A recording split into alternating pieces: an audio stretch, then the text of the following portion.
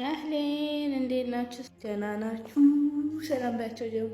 ገና ከኢትዮጵያ ከመምጣቴ እንግዲህ ቤቱን ዝርክርክ አደረኩት። ሹፉ ሹፉ ሹፉ ሹፉ ከኢትዮጵያ ወደ የመን ገብቻለሁ። የመን አደን፣ ያው በረራ ያለው አደን ስለሆነ ማለት ነው። ቀጥታ ከኢትዮጵያ ወደ አደን ነው የምትመጡት እና ቀጥታ መጥቻለሁኝ ማለት ነው።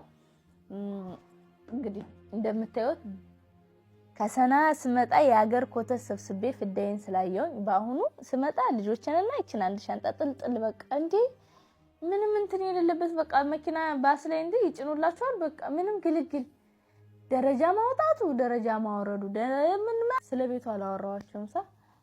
ቤቱ ራሱ ሹቃን የተመለስኩት ነገር የለኝም። የራሳቸውን ቤት ነው ትቼ ሄድኩት ማለት ነው።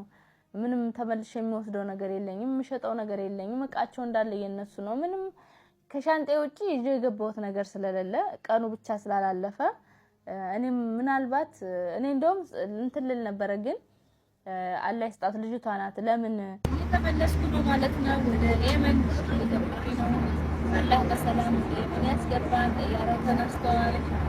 እንግዲህ የመን ከወረድኩኝ በኋላ ያለኝ ቆይታ ቀርጽላችኋለሁ።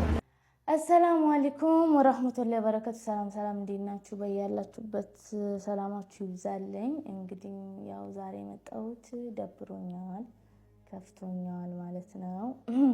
ያው እንደ ከፋይ ሰው ባያቅ ደስ ይለኝ ነበረ፣ ግን አንዳንዴ ግድ ይሆንባችኋል። ኑሮ ስትኖሩ ግድ ነው። ቻለ መራራ ናት፣ አንዴ ደስታ አንዴ መከራ ናት። እና በቃ አሁን ኢትዮጵያ ውስጥ ነኝ ያለሁት በእርግጥ ማለት ነው። እና ያው አሁን ከኢትዮጵያ ተመልሼ ወደ የመን ልሄድ ነው ማለት ነው። ብራችሁ አይነት ልብስ ነው ማለት ነው። እዚህ ቆንጆ ያላችሁ ልብስ ኢትዮጵያ ይደብራችሁ ይችላል። እና በጣም እኔ ራሱ በጣም ነው የተናደርኩት። ምን አለ ባልገዘው ነው ያልኩት ማለት ነው፣ ከልጆች ልብስ ውጪ። እና በዚህ ሻንጣ ብቻ ይችን ሻንጣ ብቻ እንጠልጥዬ ወጣው ማለት ነው። ስለ ቤቱ አላወራኋቸውም።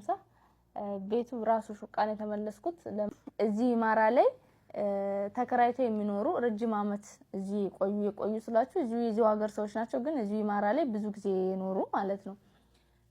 እንደዛ ናቸው ማለት ነው። እና ያው አረቦችም ወለዶችም አሉ ብያቸዋለሁ አይደል? እና ለነሱ ነው ማለት ነው ሰጥቻቸው የሄድኩት። ለምን ድንገት ቀኑ ካለፈ ያው ባለቤቶቹ ጋር እነሱም ስለሚተዋወቁ ይሰጧቸዋል። ቀላል ነው ማለት ነው። ምንም ትቼ የሄድኩት ነገር የለኝም። የራሳቸውን ቤት ነው ትቼ የሄድኩት ማለት ነው። ምንም ተመልሼ የሚወስደው ነገር የለኝም። የምሸጠው ነገር የለኝም። እቃቸው እንዳለ የነሱ ነው። ምንም ከሻንጤ ውጪ ይዤ የገባሁት ነገር ስለሌለ ከተመለሽም ተመለሽ ነው አለችኝ ማለት ነው።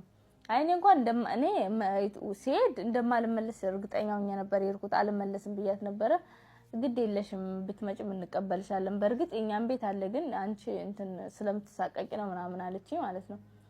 እኔም ያው ዝም ብዬ የለም በቃ ዙሮ ስለተከፈለበት ይቀመጥ ከፈለጋችሁ እናንተም ግቡበት ምናምን